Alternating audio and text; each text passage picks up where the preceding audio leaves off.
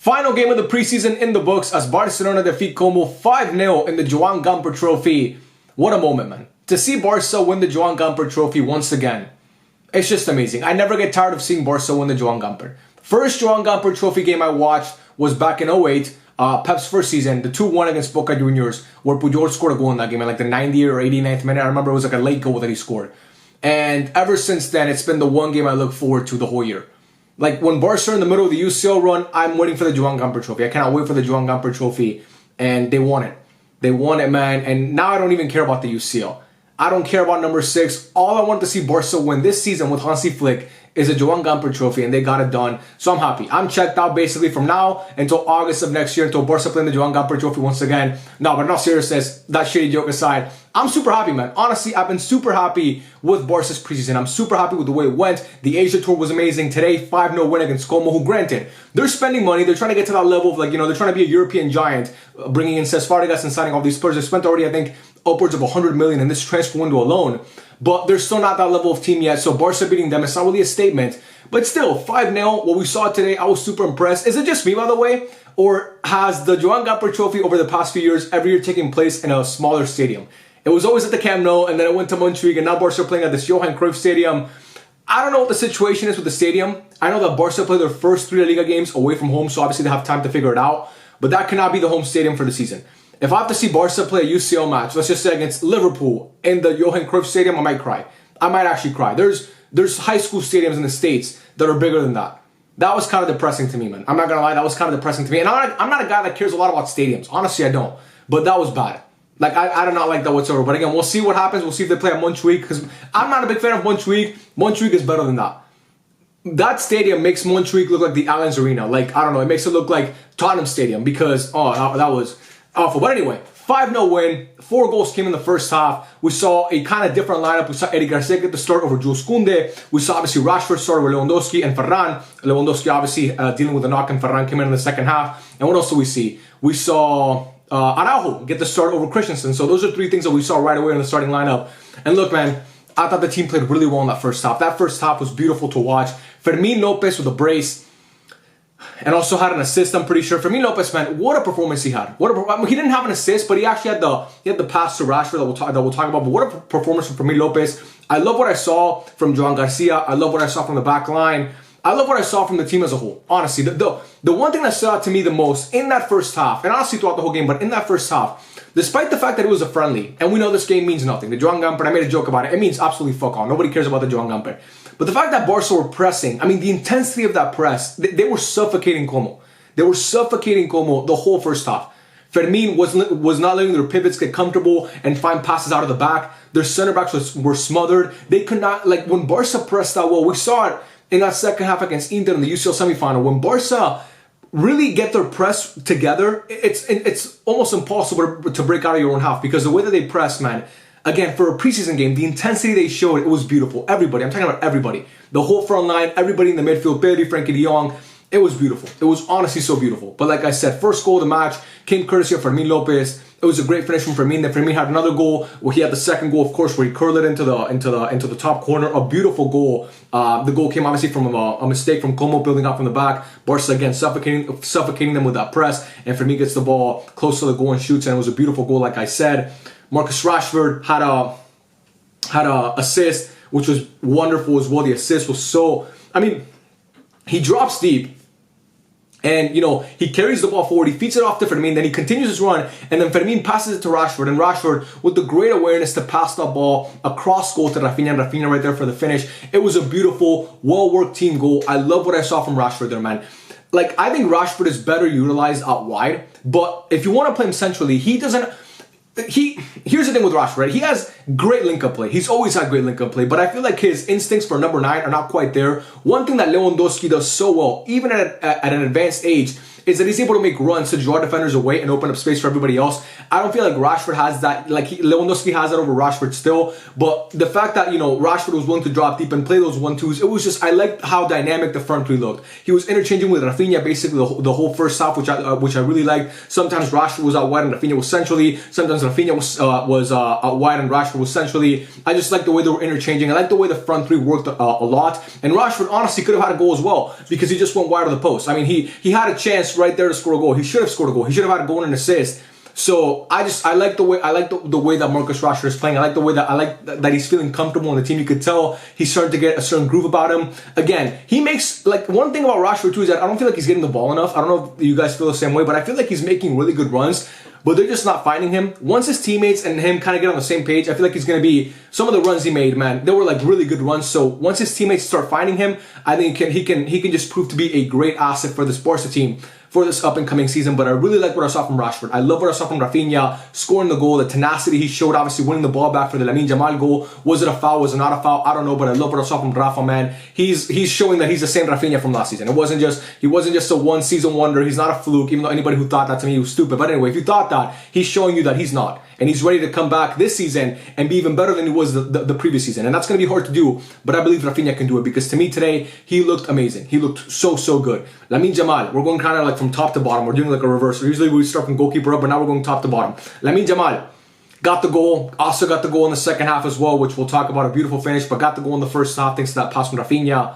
And was just so, I mean, some of the, like, he's such a mismatch out wide, bro. That guy's such a mismatch out wide. He's ridiculous. He's genuinely ridiculous. Some of the, like, he it's so funny the way that people were writing him off after that first preseason game against, I think it was Vissel Kobe. Like, people were saying, oh, you see, like, oh, that partying got to him. And I'm not trying to make the same point over and over again, but guys, if you think that this guy, after one summer of, like, doing things that you don't think were, like, he should have been doing, he's just going to come back this season and be shit, you're foolish. You're fooling yourself, man. You're fooling yourself, because talents like that, they don't just fall off. They don't just, like, the kid's ridiculous. The guy's on, it's not even a kid anymore. He's a man now. He's 18 years old. So the guy's ridiculous. He genuinely is. What he was doing in that first half and the second half, he had a shot on goal that just went wide, but he has that, like, he started to get that curling finish. We obviously saw for the other goal he scored, which was beautiful. I mean, that curl that he has on his shots now, it's just, I'm not trying to put too much pressure on the guy, but the more I watch him, man, I'm so impressed with Lamine Yamal. I really believe this season he's going to, like,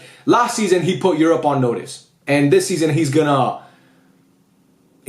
going to be ridiculous. So I love what I saw from Lamine Yamal in the first half and also in the second half. Fermin Lopez, a brace, and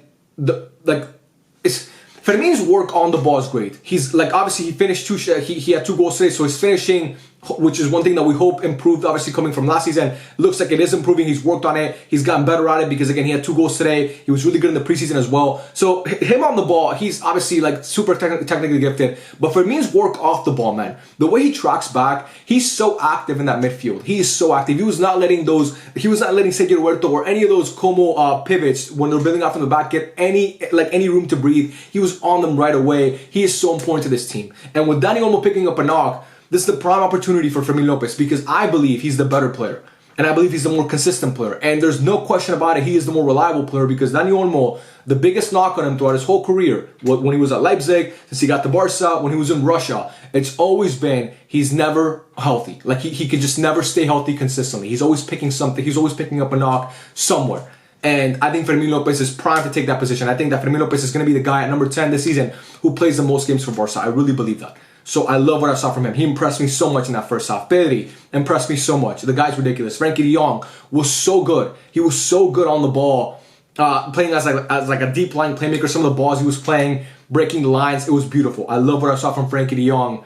I didn't put him in world class. I moved him down from world class in my Barca Real Madrid, ranking players that I did a couple days ago. I made a mistake. Frenkie de Jong is world class. I don't know why I did that. I had him in world class and I moved him down. I should not have done that. And to everybody who called me out for moving him down, I appreciate you, because I fucked up there. I should not have moved him down. Frenkie de Jong is that good. But yeah, Balde, ridiculous, man. Alejandro Balde, I put him in world class, and that was not a mistake. He is, oh my god, bro. When you see Balde play, you realize that maybe Gerard Martinez isn't so bad. We're just comparing him to Balde, because he's just ridiculous, man. Like, the way he bombs forward, it was beautiful, man. He was making so many great runs in that first half, linking up well, like with Rafinha and with Rashford at times. I love what I saw from Balde. Cubarsí, amazing. He's so good at left center back, man. I love what I saw from Cuba. Araujo, you guys can't lie, man. He had a great first half, and he actually played really well as a whole. He had a couple mistakes here and there. He had a small mistake in the second half, But in the first half, he was playing so well. His ability to pass to play from the back to me looked great. He was playing some beautiful balls. He was actually risking, like he was making risky passes and they were working out. And I love that from Araujo, because if he can get his passing together, I mean, the guy, he's a great defender, bro. We saw it today. He made a huge last-ditch tackle where he just closed down on the attacker. It was great. I really like what I saw from Araujo. A lot of you guys don't like him, but you got to admit, today he looked really good. You cannot deny he looked really good today. And I'm super happy that we saw, I want to see him gain that confidence back, because whether you like Araujo or not, and I know a lot of you guys don't like him, it's in our best interest as Barca fans. If you're watching this and you're a Barca fan like I am, it's in our best interest for him to be good. Inigo left. Inigo's gone. So it's in our best interest for Araujo to pick it up and be good. And I thought today he showed very promising signs of he's going to be a different player this season. I hope he is. Again, it's Como. It's not the UCL semifinal. Araujo usually has those bozo moments in the biggest games, but I really liked what I saw, and I really liked the way he was playing out from the back. It gave me a lot of optimism. Then at right back, Eddie Garcia, I think he did a phenomenal job, bro. I think Eddie did a phenomenal job. The more I see Eddie Garcia, the more confidence I gain in him as a player, and the more that I realize that this guy, if somebody goes down, he can be a starter for Barca. And honestly, they might not miss a beat, because the work he was doing at right back was wonderful. And then Joan Garcia didn't have to make many saves, but I thought his ability to play from the back was elite. His instincts to come out, when to come out and actually claim the ball, I thought that was great too. I just think he made also a really nice save in the second half as well. I thought Joan Garcia played a great game as a whole. And yeah, man, in the second half, Lamine gets that goal. Balde carries the ball forward, plays it to Ferran. Ferran does that little turn, finds Lamine Yamal out wide, and then Lamine with a curler to the far post. A beautiful goal. We already talked about Lamine Yamal, but it's actually ridiculous how good this guy is, man. It's ridiculous how good this guy is. Obviously, Rashford went out after the first half. Koundé came in for Eric, and like I said, Ferran came in for Rashford. I thought both of those subs played well. I thought Koundé had a really, really good game as well. And yeah, man, it's just the press just looked amazing. The team as a whole, I'm so optimistic for this Barca season, man. Honestly, like I told you guys in a couple match reviews ago, I think it was after the game against Seoul. I don't remember the last time I was this excited for a Barca season to finally start. And I think, even though Rashford, missed that open goal, and Rooney today when he came in didn't really do much. I didn't think he looked terrible, but didn't really have any moments where you're like, oh, there he is. You know what I mean? Didn't have he didn't have a standout moment or a standout performance when he came in. I just feel like the signings are there. Obviously, losing Inigo is going to be a huge blow to the team.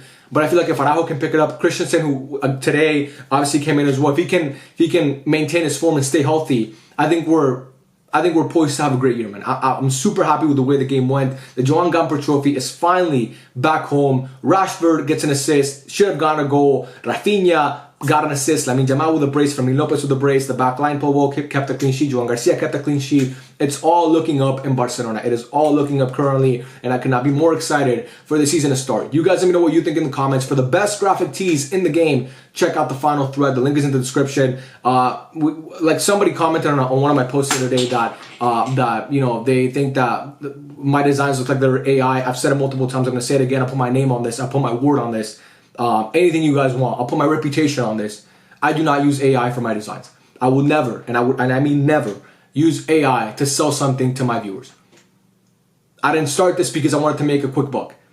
I started because it was an idea that I had that I thought was cool. My cousin is a cartoonist. I was like, you know what, let's buy them together and let's just make some cool designs. And obviously, since I have an audience and I have people that support me, I was like, I already have a step. I'm already a step up because I don't have to market it. I can just market it to the people that watch me. So that's the whole reason why I started it. I'm not here to make a quick buck or, sell you AI designs or do any of that. So I just wanted to clear that out because, a lot of YouTubers act like they don't care what people think about them. I care what my viewers think about me. Especially when it comes to, them investing their money into something that I made. I really care about that because I understand how hard it is to make money. Trust me, I do. I understand that it's not easy, So if somebody's giving me their money, it's because they trust me. And I'll be damned if I break that trust with people that watch me and the people that support me. I'll be damned.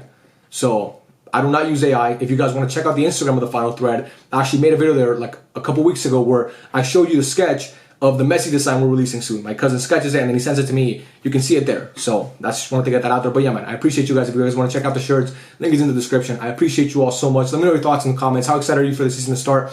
Let me know, please. And yeah, I love every single one of you guys. Thank you so much for watching, and I'll catch you on the next video. Peace out.